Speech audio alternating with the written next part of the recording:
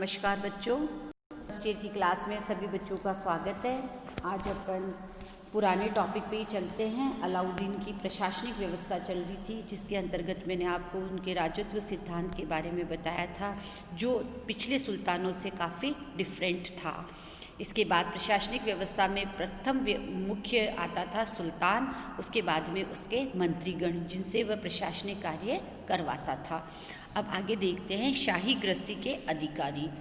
सुल्तान स्वयं अपने शाही परिवार की देखभाल करता था। वकील दर उस समय दरबार व राजमहल से संबंधित कार्यों की देखभाल करता था। राजमहल का रसोई घर भी उसकी देखरेख में रहता था। अतः यह पद बहुत ही संकट एवं उत्तरदायित्व का होता था। यदि सुल्तान तनिक भी यानी क्रोधित हो जाता तो उसे या तो अपने पद से हटना पड़ता था या अपने प्राणों से हाथ धोना पड़ता था। उसकी सहायता के लिए नायब वकील दर होता था। अमीर हाजिब नाम का अधिकारी दरबार में शिष्टाचार का पालन कराता था। समय समय पर होने वाले उत्सवों का वह प्रबंध करता था। सुल्तान व उसके अधीनस्थ कर्मचारियों के बीच वह मध्यस्थता का कार्य करता था। सुल्तान के अंगरक्षकों की देखभाल सरजादार करता था। अंगरक्षकों को जारदार कहा जाता था, जो नंगी तलवार लेकर सुल्तान के पहरा करते थे।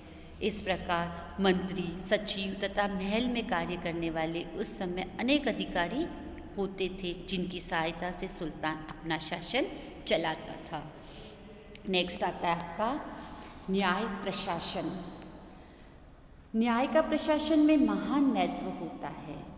बढ़ने लिखता है, न्याय वह तुला है जिसमें लोगों के अच्छे या बुरे दोनों कार्य तोले जाते हैं। सुल्तान उस समय न्याय का प्रमुख स्रोत था।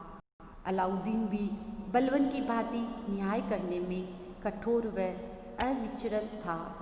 सुल्तान का दरबार न्याय की प्रमुख अदालत होता था। उसके पश्चात न्याय विभाग का मुख्य अधिकारी मुफ्ती सर जहां काजी उल कुजात होता था। वह साम्राज्य का सर्वोच्च न्यायाधीश होता था। उसके अधीन नायब काजी होता था, जो मुफ्ती की सहायता से न्याय करता था। मुफ्ती कानून का जानकार होता था और वह कानून की व्याख्या करता था। उसके पश्चात न्याय में अमीर दाद होता था। इसका कार्य दरबार में ऐसे प्रभावशाली व्यक्तियों को उपस्थित करना था जिन पर अभियोग चल रहे हो और वे काजियों द्वारा नियंत्रित न हो रहे हो। प्रांतों की न्याय व्यवस्था भी इसी प्रकार की थी। वहाँ की न्याय व्यवस्था में सूबेदार, काजी तथा अन्य अधिकारी कार्य करते थे। बड़े नगरों में अमीर दाद न्याय व्यवस्था करते थे। उनकी समता आज के सिटी मजिस्ट्रेट से भी की जा सकती है। सिटी मजिस्ट्रेट के बराबर उनका कार्य होता था। ग्रामों की न्याय व्यवस्था पंचायतों के अधीन थी। इन न्यायाधिकारियों के अलावा राजकुमार, सेनापति और राज्य के अन्य उच्च अधिकारी ऐसे मामलों का निपटारा करते थे जिनमें कानून के पूर्ण ज्ञान की आवश्यकता नहीं थी। इसके पीछे सुल्तान का एक ही उद्देश्य था कि न्याय शीघ्र तथा सरल रीति से किया जाए। इन दिनों अभियोग की बहस करने के लिए वकील नहीं होते थे। जियाउद्दीन बरनी सुल्तान की शासन व्यवस्था से संतुष्ट नहीं था।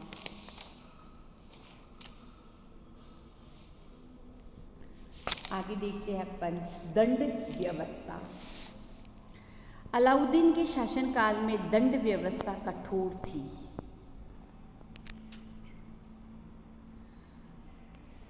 अंग भंग और अपराधी को बेड़ियों से जकड़ कर रखना दंड के सामान्य रूप थे।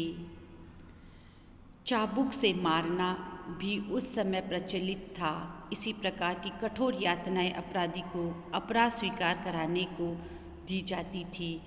कम तोलने वाले के शरीर से उतना ही मांस काट लिया जाता था जितना कि वह कम तोलता था, तथा पर स्त्री गमन करने वाले को पत्थरों से मारना उस समय की दंड व्यवस्था थी।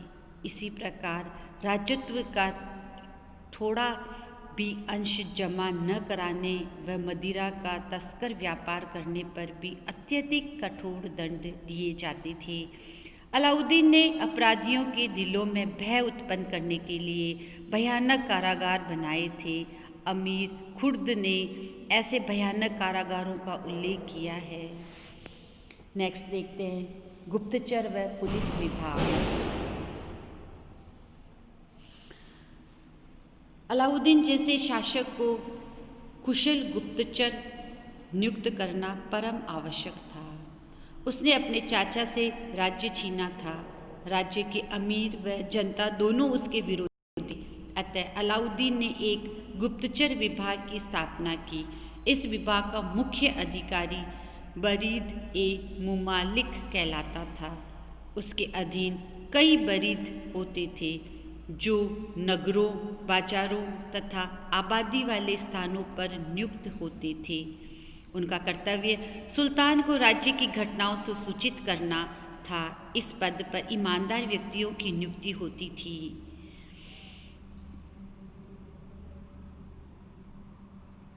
जब कोई बरीद सुल्तान को महत्वपूर्ण घटना की जानकारी समय पर पहुंचाने में असफल हो जाता तो उसे अपने प्राणों से हाथ धोना पड़ता था। बरीदों के अतिरिक्त उसने समूचा दाता भी नियुक्त किए थे।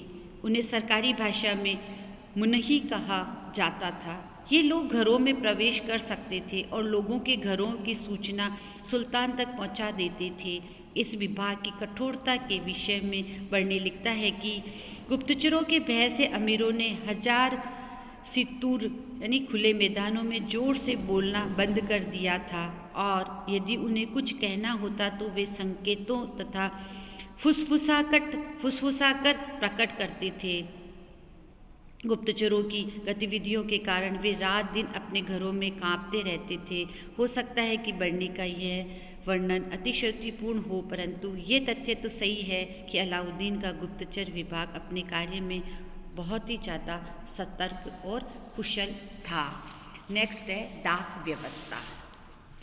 राज्य में प्रशासन व्यवस्था डाक व्यवस्था पर निर्भर करती थी, इसीलिए सुल्तान ने इस ओर भी ध्यान दिया। राज्य के विभिन्न भागों से संपर्क स्थापित करने इसी विभाग के माध्यम से किया जाता था। उसने जगह जगह डाक चौकियाँ स्थापित की। इसके अलावा जब आक्रमण करने के लिए कहीं सेना भेजी जाती थी तो वहाँ मार्ग में प्रथम चौकियाँ स्थापित की जाती थी। प्रत्येक चौकी पर घुड़सवार नियुक्त होता था। ये घुड़सवार सुल्तान को सैनिकों की दैनिक गतिविधियों की खबर इन चौकियों की सहायता से ही देता था।